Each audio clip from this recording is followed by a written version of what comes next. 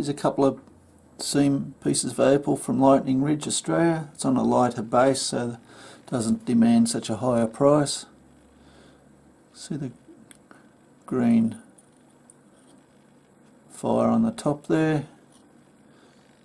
It's not very strong, unfortunately.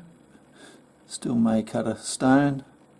Don't think there's anything much in the rest of the piece.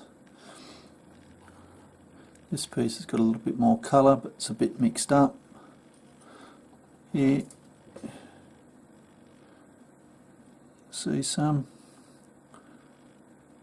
blues and greens through the top here, coming around.